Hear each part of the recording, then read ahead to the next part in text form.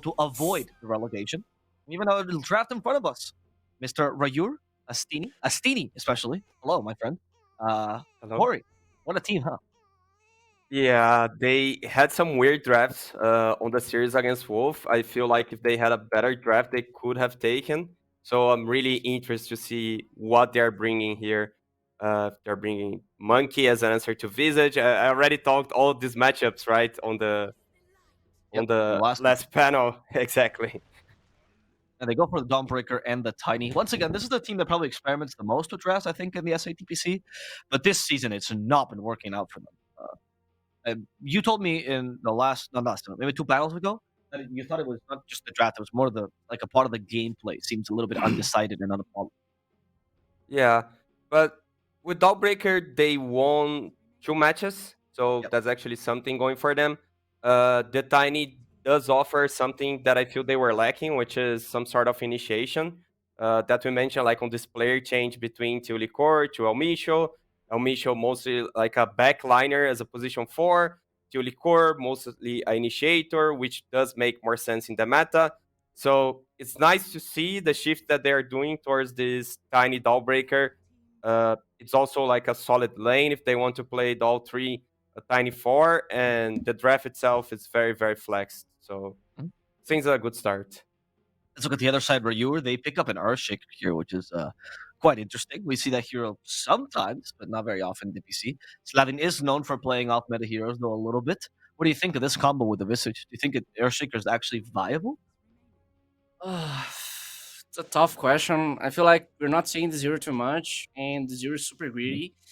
Mm-hmm. I don't think it has so much potential kill in the lane with Visage. I mean, Fisher is good, etc. But I don't know. In the lane itself, it's like I just feel like Earthshake is going to drag waves for Visage, until Visage gets level 6.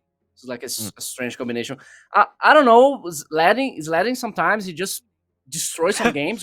Yeah. He just get like dagger at 10 minutes, and other games is like, okay, I have dagger in 20 minutes. So I don't feel much confident by seeing this Earthshaker. Yeah. I want to They point just out ban a something that. clock, which is Oh, good, but I don't know.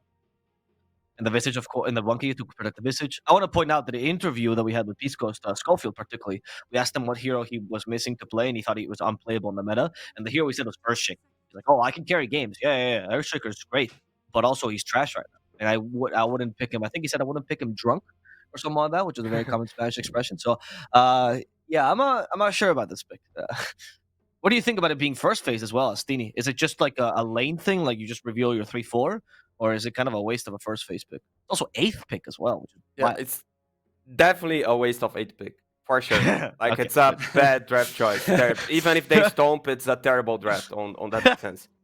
Like All right, that's Stini. okay, like especially when you are doing second pick, which they aren't.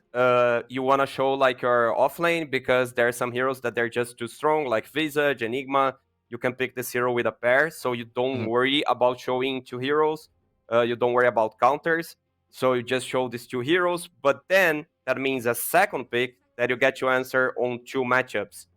But on first pick, it means that they can like lose 3 lanes because of this nonsense choice. And it's not a hero that you are like protecting with bans. Okay, Clockwork. Okay, amazing hero against Earthshaker. You know which heroes amazing against Earthshaker also? 110 other heroes because Earthshaker is just too bad. I thought you were going to say Rubik. Yeah, running also. He's part of the 110. You're right. But yeah, Rubik's pretty good against Earthshaker, but there are many, many more heroes. So I really don't understand, especially Mhm. because like it's not thing that has been done in other regions. Like the hero has 36% win rate. It has been played 6 times on DPC, won 5. So the hero is just bad. Like I don't see a How? reason Wait, here. he's 1-5. Yeah. How is that So 36%? There's no way that's no, correct. no, no, no, no. He's 36% on the entire patch, Oh, and okay. That makes sense. That makes like sense. I was doing the math and I thought, yeah, because you have like OG playing on the major, but then it right, was right, fair another. enough. It's still 731, but then Mhm. after that on DPC, the hero is just been losing. I want to talk about another pick that I know Gardic loves, the Witch Doctor. He breaks this out all the time. How do you think that matches up against the Visage? I genuinely haven't seen this very often. I don't like also the Doctor against Visage. I It's guess negative today you don't want for this team. you don't want to trade hits that much, and I feel like Witch Doctor are always trading. Of course, you go for that burst, but like he's not gonna use the healing, so it does make sense on that point because you don't want to be like trading hits and healing because Visage is gonna always win this type of fights.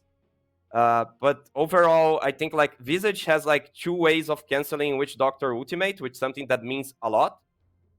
You see Gareth getting lots of solo kills with this hero during matches. He got like 10 kills against Wolf. But Visage can easily cancel the hero also. Mm. Here's here the Hokori used to break out a lot, both for Analog and for Yuma. It's the Bristleback as well as a response to the Luna. Right, you've been seeing a little bit more of this Bristleback. Has he even come to SA pubs yet? We are seeing them on a couple of rankings. I think Okay. we don't Okay. play on the Brazilian server here. Everyone just play on the US. Of course, But I that's what think I'm asking. Yeah, yeah, that's the Peru server. I think this hero is getting picked often because he just got buffed again and he's just farming too much, it just deal a lot of damage, and I think on the meta right now it's pretty useful. There's a lot of switch heroes, a lot of heroes that doesn't have many armor, and I think Bristleback just destroys them. It's really decent against Luna. When he just pops BKB and go right click Luna just get melted. So Mhm. I like this hero, and I like that the fact that Yuma just like to play these weird carry heroes. We just talk a lot about this before, and I enjoy seeing these heroes. And I think Yuma, it's the guy who always try to pick something new on Hokori. We used to see him play Magnus on the last DPC, and I really enjoyed that. So pretty excited to see. We also see Analog doing Bristleback mid, but I think there's a long time ago. I don't think they want to put a BB on the mid again. Yep. It used to be the offlane elk with Bristleback mid as well, so it was a special strategy. Let's look at the other side though, Stevie. Do you think this helps their draft or fixes their draft a little bit with the Warlock Luna combination? How do you feel about the Warlock right now, Stevie? I love it. I think Oh, Warlock, Wyvern, Trint, they're must picks. I guess if you're not drafting those supports, you don't understand about the meta. That's how crazy I am Wow. about those heroes. Wow, as TD just called out like a lot of teams of that, man. A lot of teams are not believing in the Trim Protector. Man, like all good teams, they're drafting those heroes. Like all good teams. Tell me one good team that's winning, they are drafting those heroes. Like you need this sort of AoE, BKB piercing control.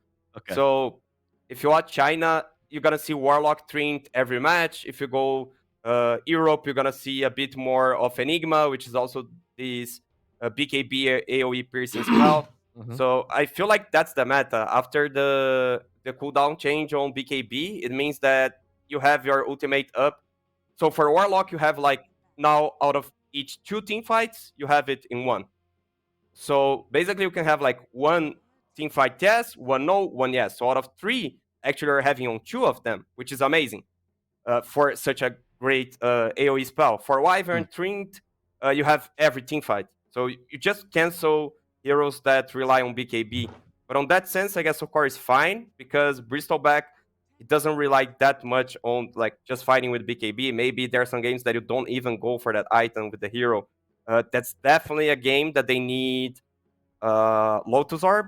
I don't know if the Bristleback can buy it himself, but it's like a winning condition because Fatal Bones against Bristleback, that's actually what can win team fights. Okay. Looking at last picks now, they need a mid laner, so I'm going to my mid laner specialist. What do you think Tempest could pick up here? I was going to say Amber, but Hokori just banned Amber. Mhm. I'm kind of running out of ideas. Maybe just going for the class Void Spirit. I think they need someone to just start the mess on the game. Just start a fight and make sure everyone follows him. I think Void Spirit is a pick. I really enjoy Void Spirit against these Witch heroes like Witch Doctor, especially because of the Witchblade build. And I think it's really good against Bristleback because it just puts Bristleback on the front of. Jesus Christ. Let me get some water. 1 second. Yeah, it's okay. It's okay. Stevie, I have a side question that's not as Wait. important. Let me finish. Finish my water. That was fast water. That was very fast, man. Yeah, the Void Spirit is just decent against Bristleback. Just put his on the front of the whole team, and the Agonies is pretty good though. Mhm. So if I was playing the Tempest, I was going with Void Spirit 100%. Okay, so now my question is to you, right? Is Void Spirit the juggernaut of the mid lane? It's just like I don't really know what to pick against Void Spirit will fit. Is that what he's become this patch? Kind of. Yeah, there you go. Oh, Look yo, at that. here you go. All right, response, Ostini. Now it's your turn to analyze me, Hokori. Get in their mind, Ostini. Go back to when you were the coach. What would they? Oh, would you pick against Void Spirit? Because that's Abba mate. What's your choice? If it was old Hokori, it would be last pick Broodmother and Bristleback mid. Jesus Oh, yeah, it's Christ. true actually.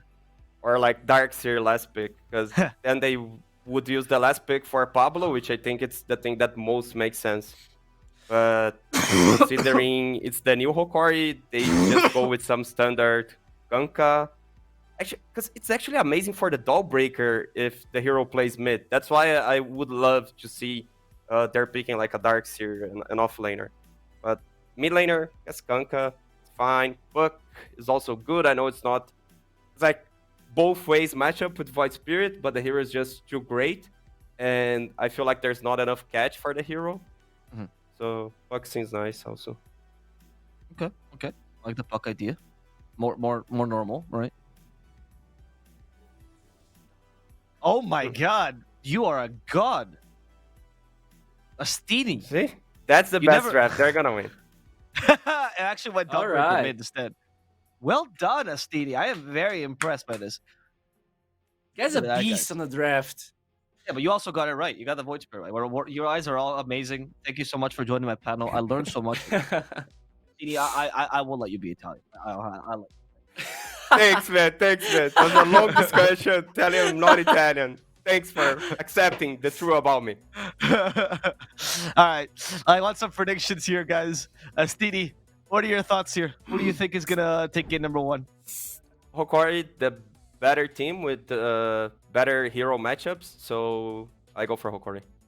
Okay, all right, no bias here. Nothing because you were the old coach or anything on that. Not just at all. pure draft. Right, what about yourself? I'm going with Hokori too. I really like when everyone just puts down break on the mid lane, and I think Analog just managed to play these weird heroes too well in the mid, and also Brazil. So let's Right. go. I'm glad you guys are so open about this.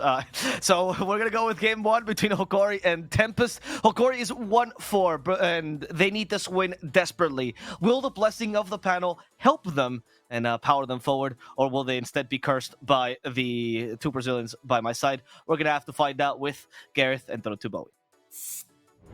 Yeah, is it a blessing? Is it a curse? Is it a hindrance or a help? We'll have to find out here in game one of this best of three as Bowie, the panel spot on there. Void Spirit, last pick, and a Darkseer, last pick as well for either side. I'm looking at Tempest, though, and thinking they're a little bit slow, a little bit greedier in terms of needing XP and gold, and I like the way that Hokori can play. What about you?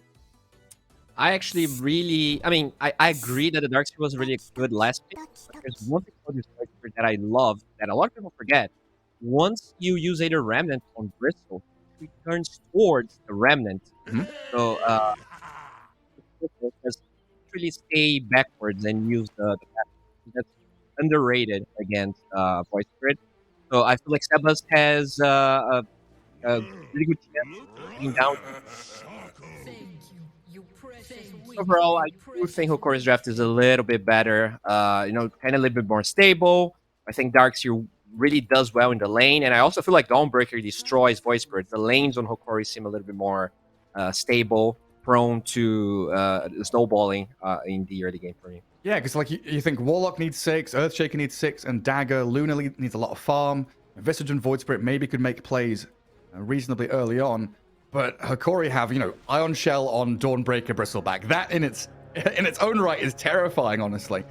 Just a quick aside, what do you call the mechanic with the Ether Remnant when it pulls someone towards you? Because you've got Will-O-Wisp from Kotl that does the same thing, right? Mm-hmm. And the last time... it says poles, right? So it's like... Yeah. I've heard someone say it's a fear and a I think it's like a reverse fear, and I've heard the word hypnotize, which I kind of like, but I'm not sure if there's like an actual in-game lore-related reasoning. Yeah, I actually why- never talked about like the actual mechanic about it, but yeah, hypnotize seems pretty cool. I could go with that. But then, is Mars Spear considered the same thing? Turning people around, is that it doesn't have a fear mechanic really applied to it? It's just part of the spear, right? And Yeah, Dota just 2 get thrown. To me, that's a throw and a stun. You know, a bonk and a bonk. Very good. Very good terms.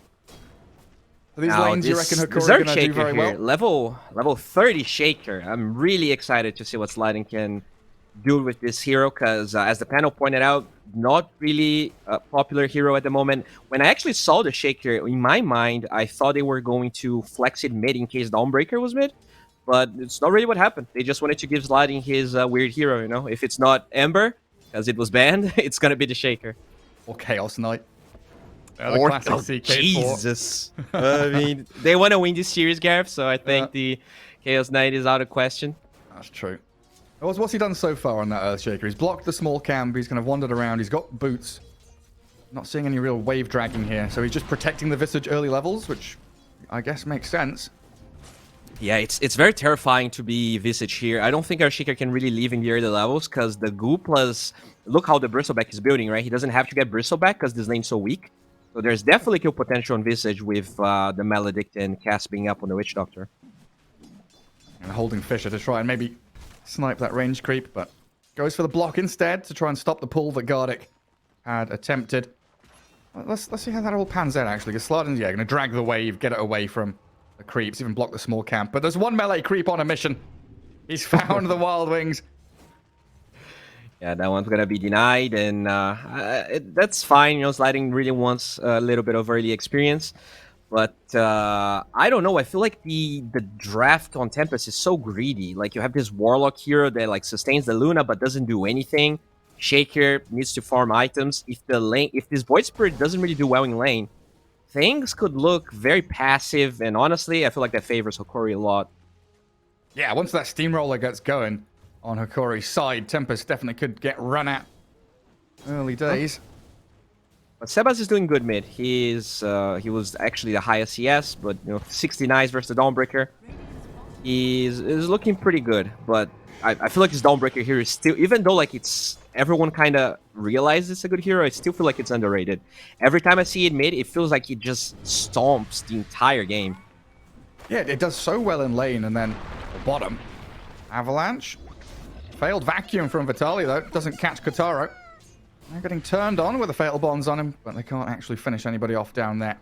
Tiny did get pretty low, but he'll be okay in the end. I wonder, does Elmisha go deny himself to like tier 2? Like grab bounty rune, go tier 2 and just die? I think so. It's 4 minutes, so you don't really care about contesting the 4-minute runes right now. Maybe you just weigh your stick money and then you suicide. Let's see if he'll... Oh, nah, he's just gonna YOLO. Yeah, he's not gonna lose any gold anyway. I thought he wanted to kill the creep before he died, but there's no way a level 2 is gonna get it. Just toss the range creep around. Yeah. Yeah, I definitely see, 5 to 10 minutes, some struggles for Tempest. They don't have their level 6 on Warlock especially. And their actual ability to react and team fight and defend their cause is very difficult. Nice little dissimulate gets him away from the Avalanche. Elmisha still trying to get there with a toss, but doesn't have the range. Yeah, and like the scary part about this draft is that unlike Tempest, they really don't need items at all in their heroes, because you could do like a Tiny and say, oh, he needs Blink, but no, because he's going to be enabled by the Darkseer, and that is actually true for all of the other cores, both Dawnbreaker and Bristleback. If they get Iron Shell and Surge, they are killing machines even without items, and that's really like what is very interesting about the draft. Oh, mid, Whisper is super low. He gets off his stick, and he was holding a Fairy Fire. Towing the line there, got pretty close, and Sladin's rotation. He's got Fisher, 1-1-1 build on the Earthshaker, but Analog, he's going to take first blood onto the Earthshaker's nose. Didn't even get a Fisher in there to try and save him. Sladin just wanted the lane to himself to try and farm his Blink Dagger. And another thing here with Hokori, usually I feel with Bristleback or Darkseer lineups, you can kind of get locked into this 5-man we are all together and we're going to play small map and push towers, giving your opponents a chance to split push, maybe catch up.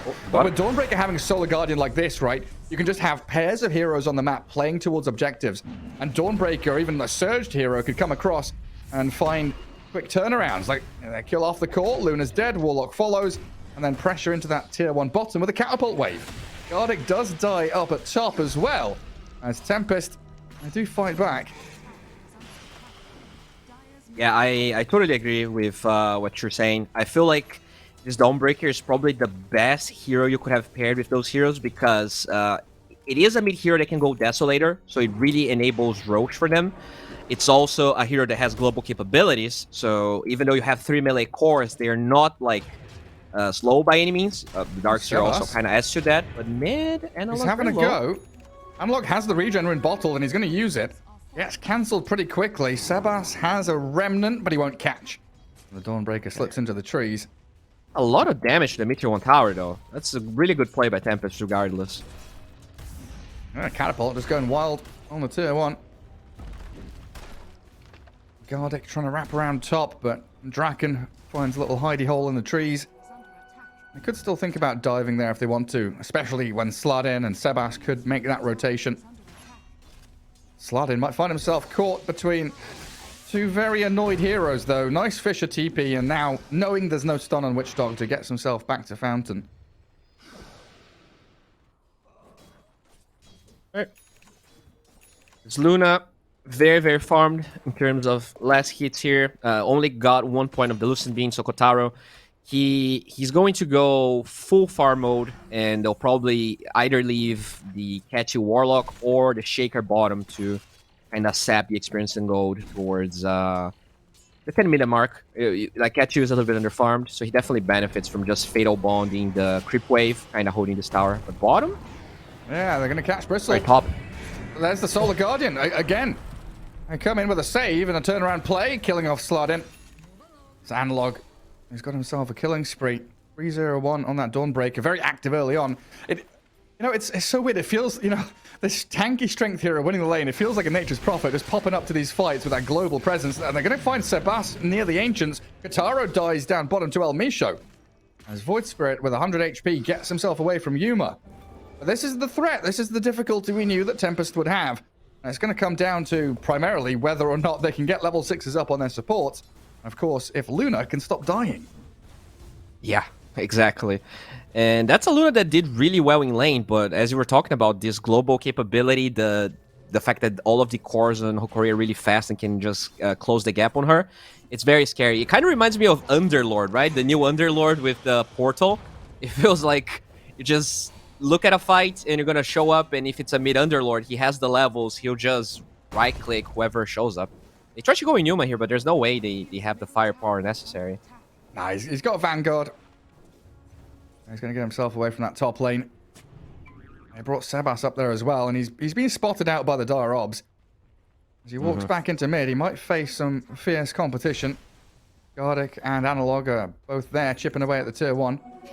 That's really the problem in Tempest draft. Like, I really like the Void Spirit interaction versus the Bristle, but the problem is they lack too much damage. It's 3 melee cores on the side of Hokori. Okay. The hasted Dawnbreaker. There's a nice Lucent Beam from Kotaro to cancel the Starbreaker. Still couldn't stop her from killing the Warlock, though. Finds a bounty rune for her troubles. And now really it's a case of Hokori picking their place. Get tier 1 bottom lane. They've got deep wards watching the Luna farm. So they can just choose where they want to play. Yeah, like, how do you kill these Hokori heroes? You have 2 Vanguards on the Darkseer and the Bristleback. You have no Vessel heroes, and even if you ever build Vessel, like, Shaker is gonna get the Blink Dagger first. You don't really want to go Vessel on mid heroes anymore. It really feels like they'll never kill anyone unless Hokori kind of dives or misplays. Yeah, it's like get Fatal Bonds on Bristleback and hope that they dive tier 4 Fountain. And he dives Fountain, kills the other 4 heroes. What's Sladin up to? He gets an Observer Ward down, which is immediately sentryed by Gardic. Good Fisher and Chant, but Elmisha is going to hold one of his stuns here to make sure he can't TP, or at least get enough damage onto the Earthshaker that even TPing wouldn't save him. He'll move into the Ancient camp, but still pops out to the Maledict. And there's the instant D-Ward. So Hokori have 4 Obs wards out there right now, seeing literally the entire map. And there's very little vision for the Radiant. Just one guarding that bottom jungle. There is one up top as well, behind the tier 1 tower, actually, for the Radiant. And I mean, I would love to see them trying to brute force this tier 1 top tower with the catapult, but with the bristleback from Yuma being there, I don't think the Luna feels comfortable going. We already talked about the fact he died twice. So Kotaro doesn't feel comfortable just trying to force a tower, knowing that they'll just collapse there and try to kill him again.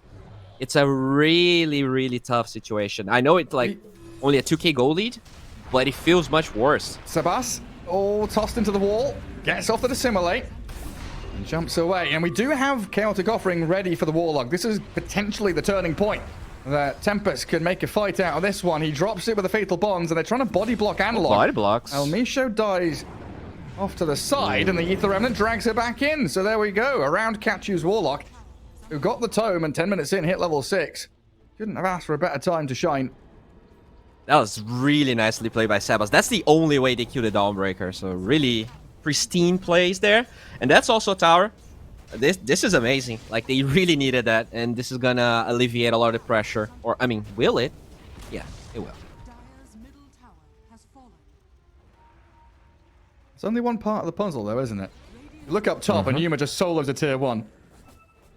Now Hokori can start amassing their forces in that mid lane to finish off the final objective of the early game you're really looking towards. And they've still got that pretty deep ward coverage to maybe collapse into that bottom jungle, find a pick off, and then go for the tower. And when you know Chaotic Offering is that long ass cooldown, 170 seconds, you've got all the time in the world to make these plays. Oh yeah, for sure. Now, one thing I want to point out, the build on this Warlock is very interesting, and I think the reason he went for something like that is actually the Bristleback. The upheaval's low, just so you can try to kite that bad boy a little bit. Oh, bottom though, El Misho, Haste Rune. Oh yeah, he's straight on the Luna. Down you go. Fisher from Sladin. Sebas will jump. Get the Witch Doctor as a consolation prize. Gareth just, walking it back towards their tower. Don't chase my teammates. You worried me there for a second. I was looking bottom, and I was like, there's no tiny down here. I think I said bottom instead of top twice already. Sorry, viewers. But Draken in the mid lane. Easy vacuum back, and this should be the tier 1 for them to come and collect. And as Yuma shows his face, they will get the glyph out there. But it's not going to stop them. This is now a Bristleback with a hood, Vanguard. He's going to finish off his phase boots, move into the Aghanim Scepter, which, of course, the big core item you're aiming towards. Yeah. Now they need to wait this Warlock Golem. In terms of blink here, Sladin is actually pretty close. So I think the Golem plus the blink on Shaker is going to be the next movement we'll see Tempest going for. Do they have anything on this Voice Spirit? They have a Kaya. Usually we see the Witchblade. Interesting that I guess he wants to get this E-Blade. It's going to kind of increase the damage of the Eclipse. I mean, once there's a point there for Kotaro, he's going full farm mode right now. And there's also a way to kite that Bristle. And maybe even like a saving tool. Put it on one of your allies if they're in. The wall illusions definitely can't be underestimated. On top of the Bristleback. The Witch Doctor ward even, right? Kind of protects him from that. Absolutely can. It definitely feels like this passivity has to continue for Tempest. I don't think Kotaro is going to be ready until the BK... Wait, hang on a second. Has he got it? What? He's got Dragonlance Mithril Hammer. He must be getting close to BKB, but he needs the recipe. Yeah, he still needs the recipe for it. Just doesn't have it in his quick buy. Yeah, they really need to mount some sort of aggression movements, or else I really feel like once the Axe is right... Look at Yuma, just farming this big-ass stack. He even went for the intermediary Hood of Defiance. He never died. I don't even feel like he needed it, but I don't think there's any ways for them to really kill Yuma.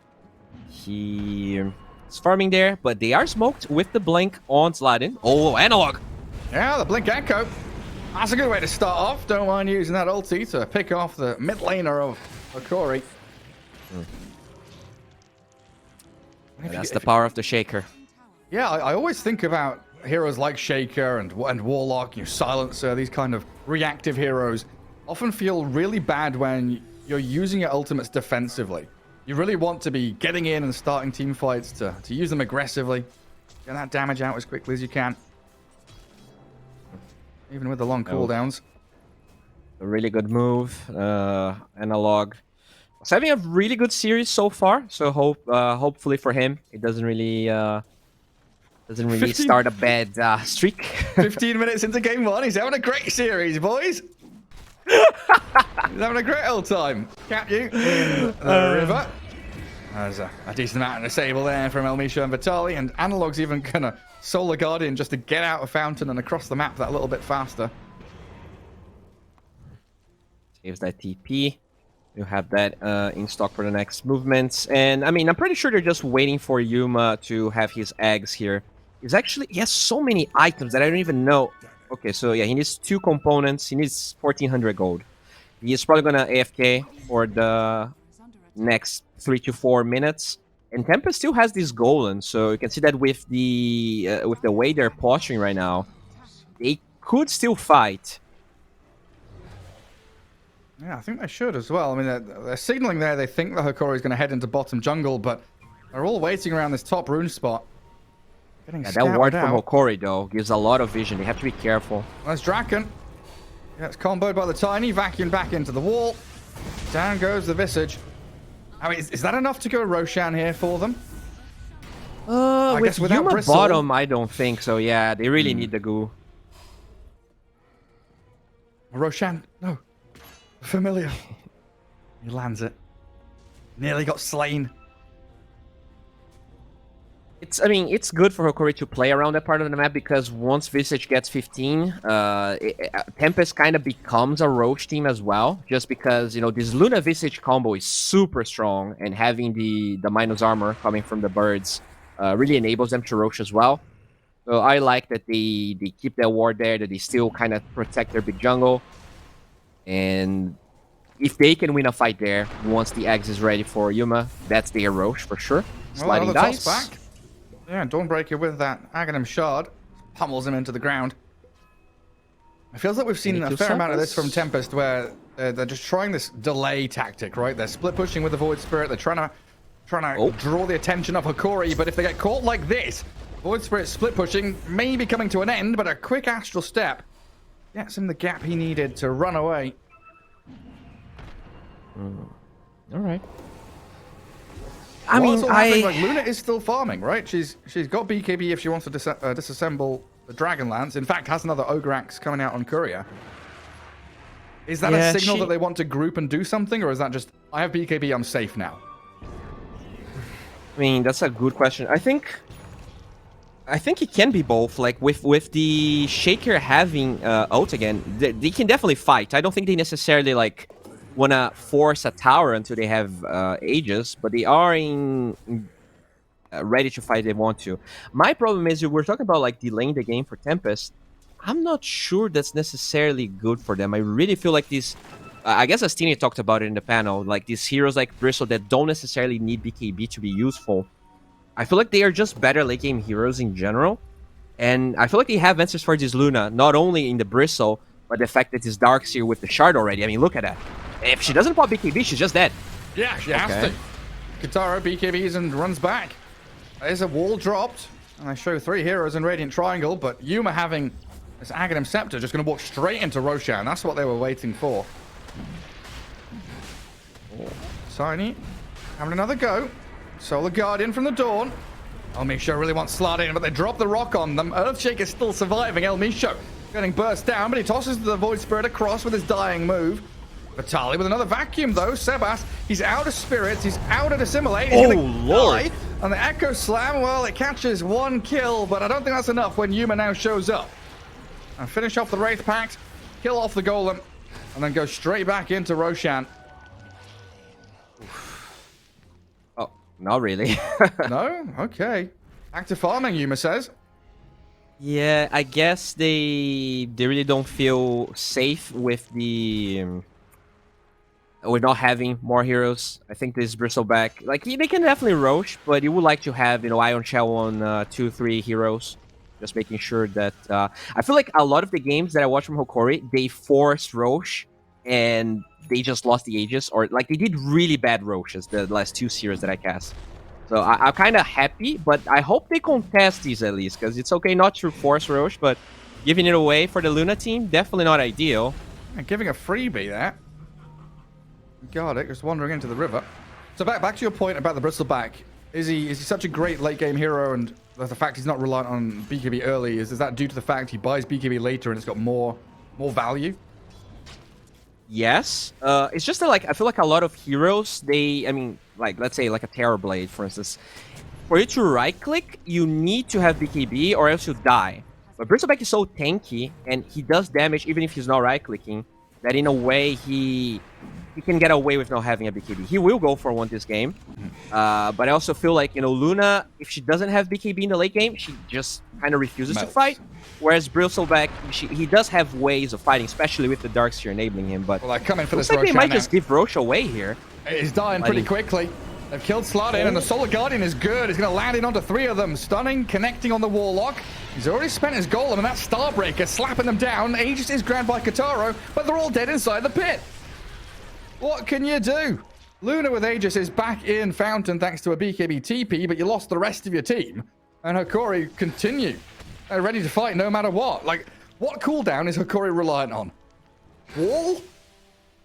Yeah, that's pretty much it. I guess Solar Guardian is pretty impactful, but it's not like the cooldown is massive either way.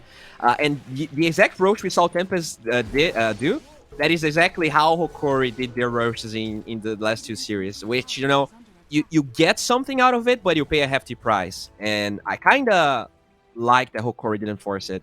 I feel like they actually got way more, even though the Luna holds the Aegis right now. Yeah, it makes sense if you're kind of behind or you're feeling like you need to steal it from the opponents.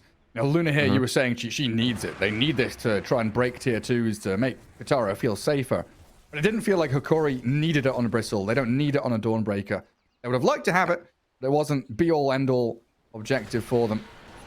Definitely. I think Luna is very similar to TA in that regard. Like, you actually push high ground really well, you do a lot of damage, but without Aegis, it feels pretty scary to go high ground, especially against a lineup like Hokori. That just the wall by itself, it's so scary for the Luna to attempt to fight. Yeah, there's going to be a Crimson Guard soon as well. Looks like Vitali's got the money for it. So more protection. Yeah, that's the counter. Or Luna Visage. Those birds do a load of damage. Yeah, great protection from them. And Hokori signaling that they want to go take out that bottom part of the map. I think that's probably just Yuma saying, that's my farm. I go here and hit some creeps. Actually, interesting. The entire draft from Tempest abuses those hero sort of units, right? The Golem gets some extra Lunar Blessing damage, and the birds as well.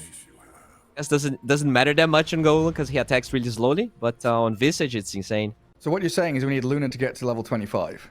Yes, that's what we need. I mean, I honestly love the other talent with the eggs, but in this game, you get the Lunar Blessing damage. There's no way he'll do that. Oh, a good catch. Another freebie. Gardic out on a dewarding mission. Tempest, very good at finding these easy picks. El Misha goes in and nukes down the wave mid. Familiars, they were tasty. Don't know if he's going to survive yet with a surge. It looks like he might, but the Fisher block catches him until he force staffs over it. Yeah, he can't chase him anymore. He's out of there. Okay. So now you're in a position as Tempest where you've got Aegis on Luna. You kind of want to use it for something, but equally you don't want to spend your ultimates in a team fight where you're catching one hero. You want a big team fight now. I don't think Hokori are going to give it to them. I think another problem is that the wave clear on Hokori is really, really good. So it's hard. Like, as Tempest, you want to force a fight where you have the advantage with the creep wave so that you can get something out of that team fight.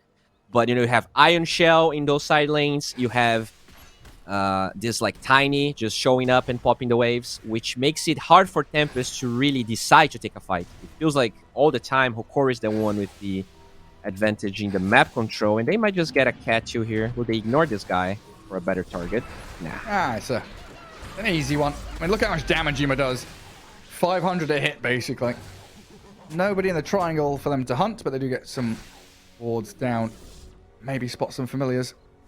But this is what Tempest are pretty good at still, is controlling the rest of the map, split pushing out both side lanes. I've got Luna protected by the Earthshaker bottom, and of course Sabas Void Spirit slippery. Just push out top quite freely. At the end of the day, the Aegis on Tempest is really going to be a way for them to farm. Oh, hello. They caught them. Unlocked down.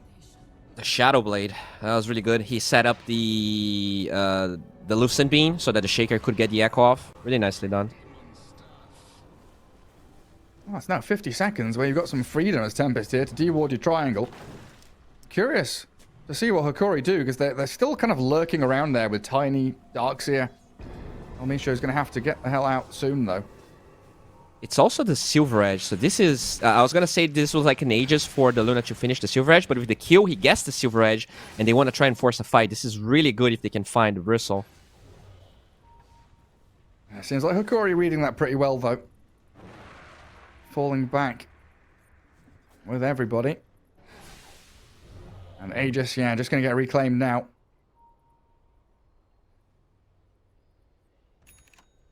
All right. Yeah, still, I'm surprised. I felt like Tempest was going to struggle a little bit more, but I gotta be honest, this Shaker, there was a lot of impact there. Most of these Dawnbreaker kills they got were actually out of Slading's Echoes. The question is whether Hokori now will be able to try and abuse that cooldown. So far, I don't really see them making a move together, but that is, usually the weakness of Shaker, right? You get the Echo off, but besides that, the hero doesn't offer that much. He does have the shard, so that's a little bit of extra control he gets, but it's not insane or like very powerful.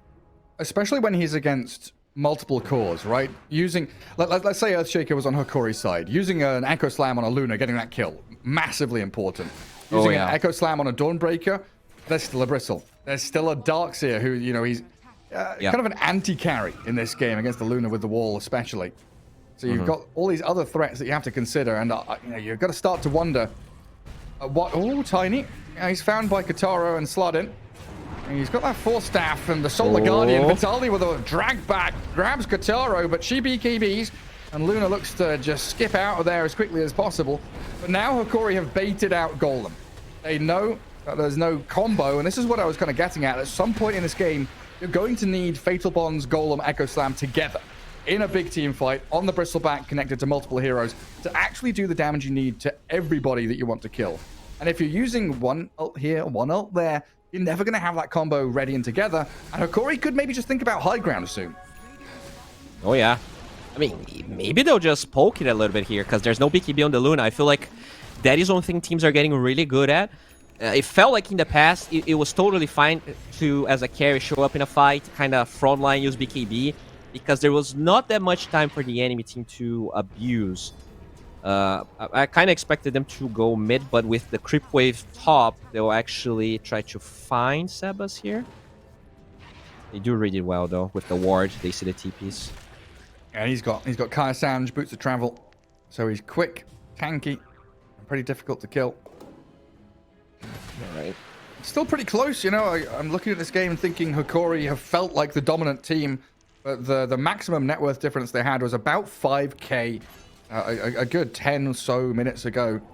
And now it's come back to about 2, so it's a great showing here of that overall map control. Tempest are trying to levy to their advantage. It overall, I feel like... See ya. I really like the Luna build this game. I think by getting the Silver Edge, you do get a little scared as Yuma to take some of these fights. They do, like, with the Echo Slam, they definitely have enough damage with the break to get a kill on him. There's not that many saves on Hokori when Solar Guardian is on cooldown, but with that kill, they'll still try to poke mid here. Oh, hello. Yeah, I'll make sure. Trying again. They're just jumping in and baiting BKBs.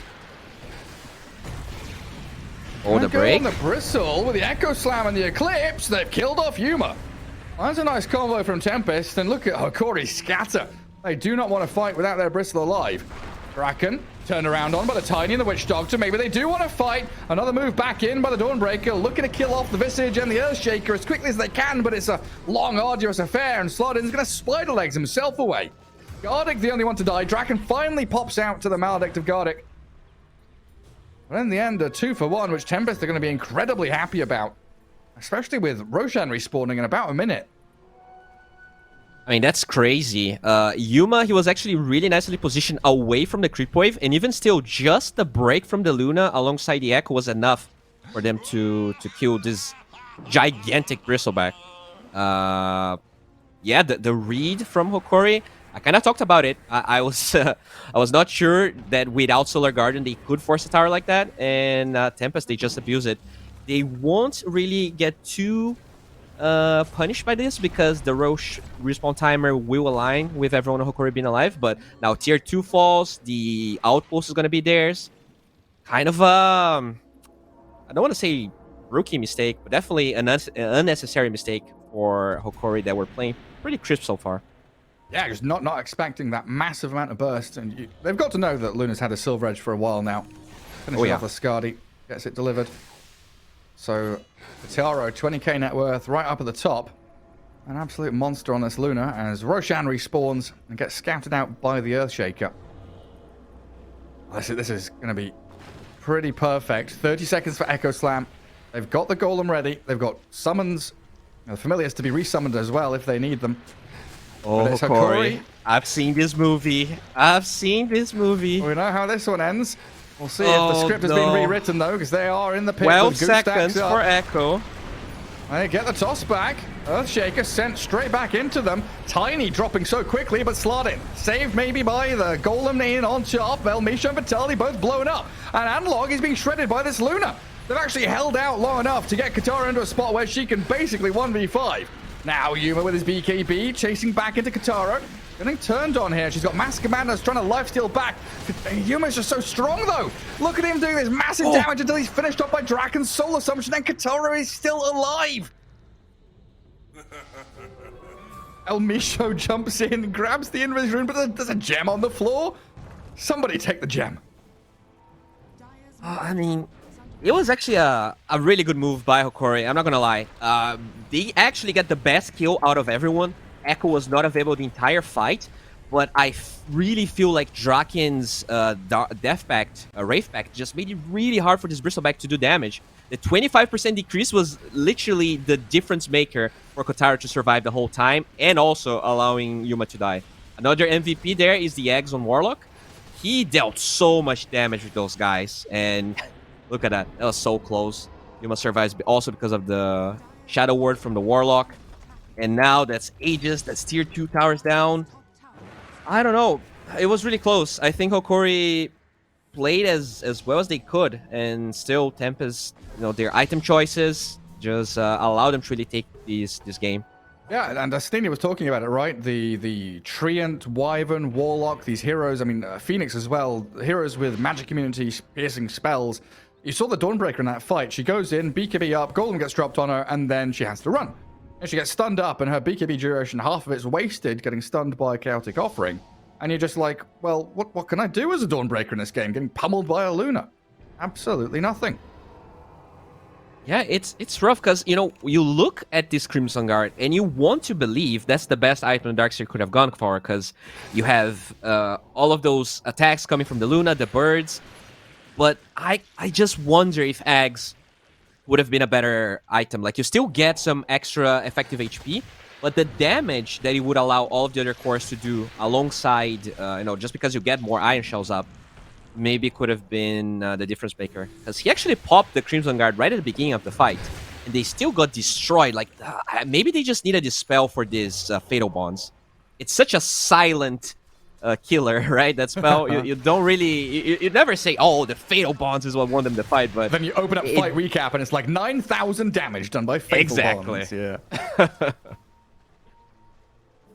I don't know. It's just a bit of a weird one for me. I'm thinking back to earlier on in the game where maybe the Aghanim Scepter on Darkseer could come into play, that they play a bit more aggressively, they hunt Luna a bit more. Hokori have been playing their own game and it seemed very good and smooth sailing for the most part. But now they're hitting that brick wall of Tempest, having the levels, having the gold, which we thought they would struggle much more getting towards, right? Hokori have kind of allowed Tempest to get what they need, and now they're really facing the consequences. Tiny dragged back into the Remnant and finished off. Yeah, like they really tried to pressure, but there was like 1 or 2 rotations once the Darkseer had Blink and Shard, where they didn't really properly align their stuns, and it allowed the Luna to pop BKB and survive. So like they got like Eva, toss, but the punch from Darkseer kind of aligned with the toss. But it's hard execution. I don't even think that is necessarily the problem. And now look at this. These structures are gonna melt. They don't have a hero like Shaker to really punish this move. Yeah, we'll see. Maybe the wall is what they need. Kill the Lunar Illusion quickly as you can. I mean, look at Darkseer being demolished by Kataro, and the glaives, they are bouncing. Buildings falling. Solar Guardian comes on in. Void Spirit down. Huge damage from Analog. Kataro is now contending with Yuma, though, and the Bristleback is not tanky anymore. A full set of barracks down, and they're going to move into mid lane. They're going to find another kill here on Gardic. Dies even before he can go invis under the Glimmer Cape. And Hokori, 3 heroes down, 1 with buyback. But it seems so impossible compared to 5-6 minutes ago, where the game was theirs. They're getting jumped and echo slammed. They get off the Starbreaker, but Analog, he just has no impact anymore. This game's over, Bowie. They've got tier 4s, they've got the throne in their sights. Yuma's going to walk into the middle of the golems who have like 250 bloody damage. The golems are whacking people to death. The Lunar Blessing, so powerful on these summons. Yuma's going to have to run away from the throne. It's being destroyed by the summons, and there it goes. Yeah, I don't know. Time and time again, I feel like I still underestimate how strong this Visage Luna combo is. It feels like it doesn't matter if as long as Visage is a core and you get the levels on the birds, it is so freaking powerful. Every fight, like not only they do that much damage, but you get the Wraith Pact going, and like you don't die. It's insane. I actually want to check the building damage coming from Draken here. Let's see. Oh yeah, dude, it's almost the same as Luna. Don't look at the graph. Don't look at the graph. Okay. At what time do you think the swing happened? 30 minutes, as usual. 30 minutes. Okay. Second Roche, the swing happens. I mean, that's pretty much a clinic by Tempest in showing, delay tactics to get to late game, right? We knew they're going to have struggles in the laning stage, but they kind of quelled the difficulties they would have, got Luna big, and great itemization from Katara. Yeah, definitely. Overall, I think, I don't want to say Hokori really played poorly. Like the Roche, which was one of my biggest criticisms with the way they were playing before, they didn't really throw first Roche. When they fought for the second one, I actually thought it was a good decision. No, there was no Shaker, he didn't buy back. They still just lost the fight. You just have to, I guess, not give Visage and Luna away. It's just so damn bloody powerful. And the Warlock as well. I felt like the Fatal Bonds, the early eggs on Cat 2. He died so much and he still got the farm for the eggs. I don't even know how that happened. Maybe it's the Shard with the just pushing waves with Shadow Ward. I'm surprised. I didn't expect Tempest to look that good, with a Shaker especially, but they just proved me otherwise. Well, I mean, as Steenie was saying, these heroes like Warlock, Wyvern, if you're not picking them, you don't know what's going on in the meta. Tempest absolutely know what's up, winning game 1 as we head it back to Alvo on the panel.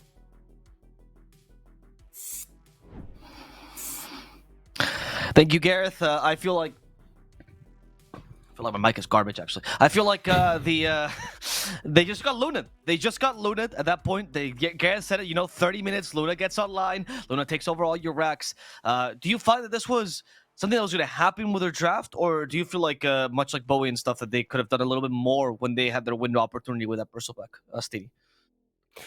I feel like they made a huge mistake on first Roche, letting the enemy team get it, and that destroyed their timings. Like, if you have a Bristleback with Aghanim's, you really need that first Roche. They forced the BKB on Luna on a gank, and they didn't go Roche immediately. That was very bad decision to not take Roche, because they won the team fight at Roche, right? They got, let's say, a team wipe minus a Luna TP out with Aegis, but that meant they didn't have the Aegis. They didn't get the kill on Luna then because she had 2 lives, and that just ruined all their snowball that they want to have with Bristleback. Also, in the second Roche fight, they did play well, but it took a while to realize how broken Wraith Pact is and to focus the right target, because you can't ignore it. That's the first hero you need to kill on a team fight. Right, we've talked about how Hokori, perhaps they're missing this snap decision making, the strong leadership. That's one of the things that's been the storyline for them this season. Do you feel like Tempest might have predicted that? That's why they picked Luna, where like a small mistake or not being quick enough can punish you really hard, like we just saw here. I think we just saw a misplay by Hokori, especially on the first version, like Asin just said. If they were paying more attention to the game, or someone just making some strong calls on the team, like by just going Roshan after BB get eggs, it's like BB playing kind of reminds me of Duza. You need to make sure you get the first Roshan. After they lost the first Roshan, the second one was a kind of disaster. Like Ashini said, that they not get the Wraith back down on the fight. Right. And BB just got run out of time, Luna just got really farming, and I think Kotaro just managed to go for a really good build, and I think they just run out of time. In the next game, they need to just be paying more attention, and be more confident. Like, they could do the Russian, they could get that, and they're just playing from behind. It's kind of strange. Okay. All right, well, I'm excited to see what happens in the next game. We'll discuss a little bit more about what Hokori can do to change. But for now, we're going to take a small break and come back with game 2 between Hokori and Tempest. See you guys then.